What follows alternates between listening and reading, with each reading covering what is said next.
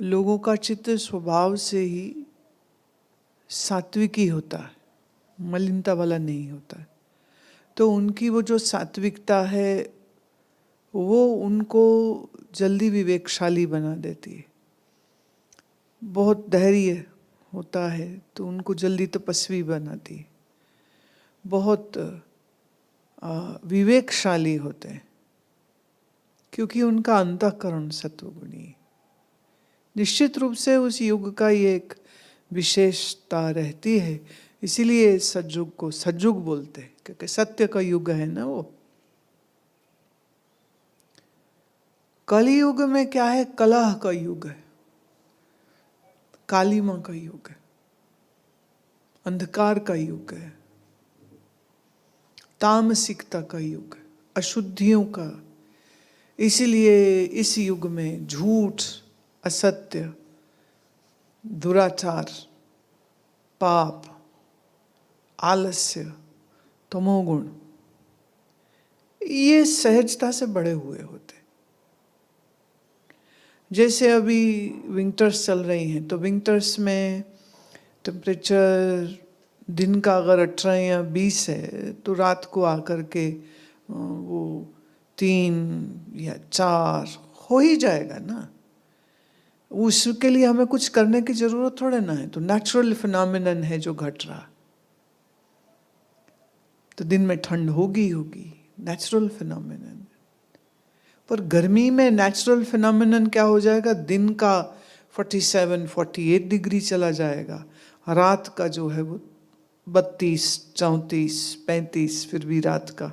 अब जब इतना टेम्परेचर रहेगा तो गर्मी की ऋतु में शरीर और मन को ठंडा रखना मुश्किल हो जाएगा, और सर्दी में जहाँ नेचुरली ठंडा है तो शरीर को गर्म करने के लिए कुछ यत्न करने पड़ जाएंगे।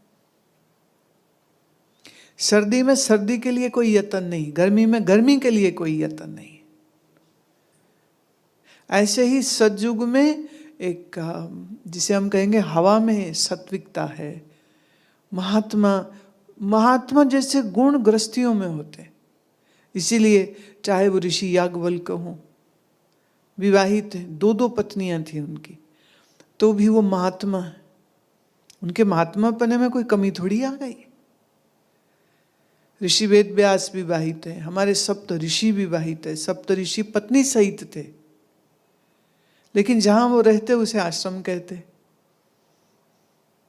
और जैसे देव ऋषि का जो नारद का जो आश्रम था, वो कहते हैं कि उस आश्रम में विशेषता ये होती थी कि कबूतर और पक्षी भी नारायण नारायण नारायण जपते थे। तो यही तो प्रहलाद की माता ने देखा तो वो हैरान रह गई कि हाँ, हम मनुष्य होकर के या दैत्य होकर के नारायण नहीं सुमिरन करते, और यहाँ पर पक्षी भी नारायण नारायण कर रहे हैं, ऐसा कैसे? तो ये नारद जी की भक्ति का, उनके तप का ये प्रभाव था कि वहाँ की वृक्ष हों, कि वृक्ष की लताएं हों, तो ऐसा प्रतीत होता है जैसे उनमें भी एक दिव्य ध्वनि हो रही है। तो सतयुग में क्या है? नेचुरली सब कुछ अच्छा है। पर फिर कलियुग का जो चक्र है वो इतना बुरा हो जाता है कि पंडितों में पंडिताई नहीं है, ब्राह्मणों में ब्राह्मणत्व नहीं है, साधुओं में साधुता नहीं। मुश्किल है, ये बड़ी खतरनाक बात है जो मैं कह रही हूँ। लोग नाराज हो जाते हैं, पर ये तो कलियुग का धर्म है। इसीलिए आलस्य सहज आता है, क्रोध सहज आता है, झूठ सहज आता है, दम्भ सहज आता है। जरा से 4 शब्द ज्ञान के सुन ले, लोगों को बताएगा मेरे से बड़ा ज्ञानी कोई नहीं है। दम्भ जल्दी आता है, मान जल्दी होता है, इज्जत इतनी बड़ी बना के बैठा रहता है कि जरा जरा सी बात पे कहेगा मेरा अपमान हो गया, मेरी बेइज्जती हो गई, मेरी बेइज्जती हो गई। जिसकी कोई इज्जत नहीं उसको भी बेइज्जती लग रही होती।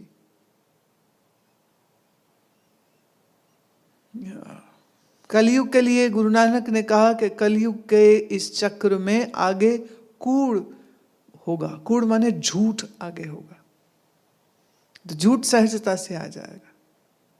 इसीलिए कई महापुरुषों ने तो यहां तक कह दिया कि कलयुग में ज्ञान की साधना हो ही नहीं सकती। कलयुग में अगर हो सकता है तो सिर्फ नाम जप कोई कर ले तो बहुत बड़ी बात होगी।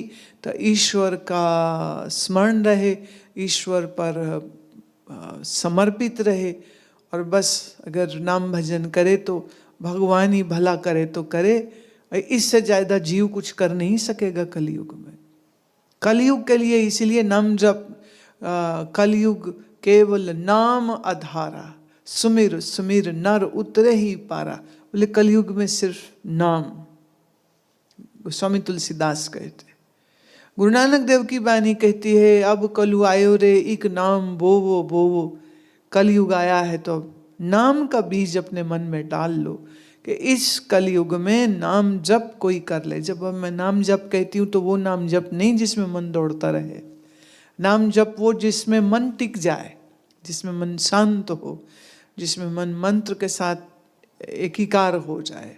अगर ऐसा नहीं होता है तो खाली जीभ पे मंत्र फिरा रहा है, आंखें से दुनिया देख रहा है, कान से लोगों की बातें सुन रहा है, दुकान में बैठ के इधर न वो माला घुमाते रहते, साथ में ग्राहक कौन आया कौन गया, इसको डांट उसको डांट, पैसे ले ले वापस कर दे, पानी पिला दे, ग्राहक आया ये देख लो, ऐसे वो अपनी कंठी भी घुमाते रहते। कबीर जी ने तो ऐसे लोगों का बड़ा मजाक उड़ाया कि गले में कंठी है, हाथ में माला है, जीभ में झूठ चलता है। तो गले में डाली हुई कंठी जो वैष्णवों का चिन्ह है, माथे पे लगा तिलक ये एक धार्मिक व्यक्ति का चिन्ह है, हाथ में पकड़ी हो जप माला, कोई संशय कर ही नहीं सकता कि ये बंदा ठग भी हो सकता है। पर फिर ये जो वेशभूषा होती किसी को ठगने के लिए बड़ी सहज हो जाएगी ना, लोग जल्दी विश्वास कर लेंगे। सो कलयुग में मुश्किल होगा, ये बात तो महात्माओं ने भी कही है, पुराणों ने भी कही है, ग्रंथों ने भी कही है। सो तो बात बिल्कुल सच है। पर इसका अर्थ यह नहीं है कि तुम कलयुग में ज्ञान प्राप्ति कर नहीं सकते हो। बस फर्क यह है कि कलयुग में साधन बहुत करना पड़ेगा। अब प्रॉब्लम क्या है, मन होगा मलिन, साधन करेगा कैसे, बिग क्वेश्चन। जब मन ही मैला है तो साधन होगा नहीं। अहंकार से भरा हुआ मन, वो तो गुरु को कुछ नहीं समझता, वो कहते अरे अब बहुत देखे हमने ज्ञान, बड़ा सब पता है, हमें कोई जरूरत नहीं सुनने की। तो मैंने तो ये भी बात देखी अक्सर कर आश्रमों में भी गुरुजी उठ के भजन कर रहे होते हैं और चेले जो सो रहे होते, कोई नहीं ठीक है उठ जाएंगे, और ऊपर से वेदांत कहीं सुना होता, अरे हम तो ब्रह्म स्वरूप है, जिस वक्त आंख खोल ले वही अमृत वेला है, हमको सुबह उठने की क्या जरूरत पड़ी हुई।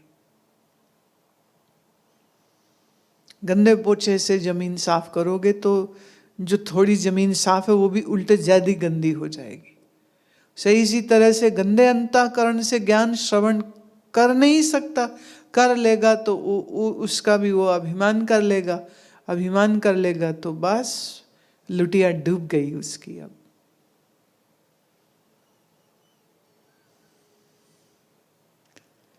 इसलिए कलयुग में निश्चित रूप से वैराग्य को जन्म देना एक आसान काम नहीं, मुश्किल ये है। जैसे मैं अब यहाँ से आप जो पूछोगे मैं जवाब दे सकती हूँ, जो सूत्र पूछो, जो श्लोक पूछो, उपनिषद का पूछो, गीता का पूछो, ब्रह्म सूत्र का पूछो, जो पूछोगे, गुरबाणी का पूछो, कबीर का पूछो, रैदास का पूछो, चरणदास, दादू दयाल, सहजोबाई, जिसका पूछो, पलटू साहेब जिसका पूछो, दरिया साहेब जिसका पूछो, हम बता देंगे, हम समझा देंगे।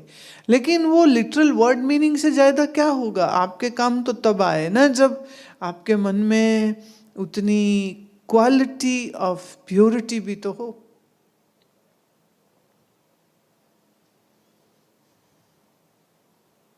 तो प्योरिटी होगी तो जो सुना है वो ग्रहण भी हो जाएगा। नहीं तो सुना हुआ ठीक है, मतलब वो तन हमें पता है, ये सबको लगता हमें सब पता, हमें सब पता। तो सब पता वाले एटीट्यूड से तो फिर वेदांत सुन ले तो भी क्या हो जाएगा फिर? अयम आत्मा ब्रह्म सुन ले, तत्वमसि सुन ले तो भी क्या हो रहेगा? तो बुद्धि से वही ना, पशु का पशु, जिसकी बुद्धि सिर्फ भोग में है। रामकृष्ण परमहंस कहा करते थे, चील इतना ऊंचा उड़ती है कि कई बार आंख से दिखाई नहीं देती। हम जब हिमालय में थे तो अक्सर देखते थे चील इतनी ऊंची, माने हम 10,000 फीट पे हैं, चील उससे भी ऊपर है कि दिखाई नहीं देती। और नीचे मैदान में कोई होगा तो उसको तो आंख से नजर भी नहीं आएगी, चील इतनी ऊपर। पर वो नीचे क्यों आती? किसी मरे हुए चूहे को खाने के लिए। तो अपनी ऊंचाई उसने क्यों त्याग दी? चूहे के लिए। तो चील इतना ऊंचा उड़ भी रही है तो इसलिए नहीं कि उसको कोई मुक्तानुभूति हो रही है, वो इतना ऊंचा इसलिए है क्योंकि ऊंचाई से उसको कहाँ कौन मरा हुआ जानवर है, कोई सांप, कोई चूहा, कोई गिलहरी, किसको वो शिकार कर सकती है, वो अपनी पैनी आंखों से, मैंने she is panning from above, which would be an easy prey for her. किसको मार के जल्दी खा सकती है? अब ये क्यों कहा परमहंस ने? वो इसलिए वो कह रहे ज्ञान सुन करके कई बार ज्ञान से बड़ी ऊंची ऊंची बातें करेगा, लेकिन मन कहाँ गिरा हुआ है? किसी विषय पर।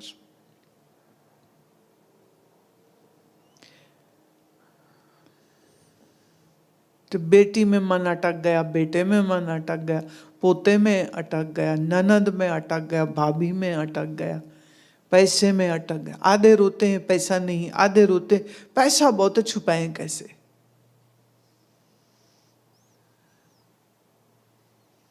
बच्चे रोते जल्दी बड़े हो जाएं, तुम्हारे जैसे बच्चे। जो बड़े हैं वो कह रहे होते हैं बच्चे ही अच्छे थे, बड़े क्यों हो गए?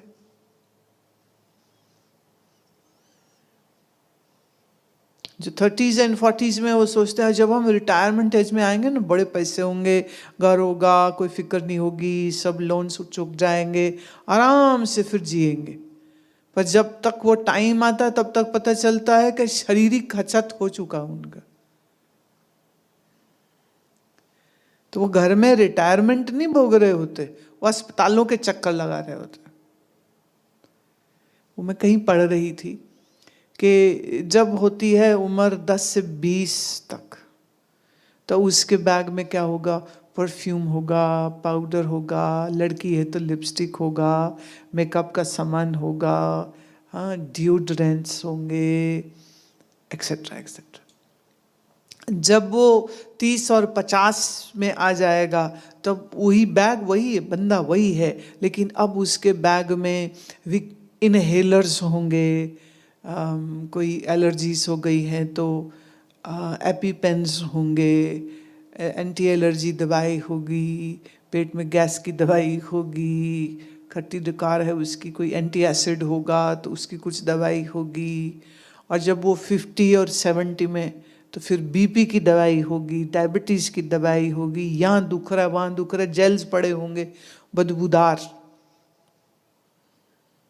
है ना, घुटने का ये तेल और सिर का ये तेल, रात नींद नहीं पड़ती तो उसकी ये दवाई, सुबह जिंदा ही उठ जाऊं उसके लिए भी एक दवाई चाहिए, और फिर वो शिलाजीत की गोली, अश्वगंधा की गोली, मुक्तावटी की गोली, ये तो गोलियां उसके बैग में भरी होंगी। अभी देखो यहाँ जितने लोग बैठे हैं, अगर इनका तुम बैग चेक वो करा लें, तुमको जबरदस्ती मत करना, है ना। तो तुम्हारा अगर कोई बैग है तो अपना बैग चेक करो, तो बताओ वही सब सामान है या नहीं। और 40s वालों का चेक कर लेना, देख लेना वही सामान है या नहीं। हाँ, थोड़ा इसमें और ऐड कर सकती हूँ मैं, 40s और 60s वाले हैं तो जनानियां हैं, तो जनानियों के एंटी एजिंग क्रीम होगी, एंटी रिंकल क्रीम होगी, अंडर आई जेल भी होगा। और सुबह उठते तो आंखें सूज जाती हैं, तो इसलिए कोई ना कोई जिसे हम आयुर्वेद में कहते हैं मुथ्रल, दैट विच इंड्यूसेस यूरिनेशन, कुछ ऐसी गोलियां होंगी, एलोवेरा होगा। तो एज के साथ, तो किसी का बैग देख के पता चल जाएगा कि ये किस दौर से गुजर. सो प्रिडिक्टेबल ह्यूमंस आर.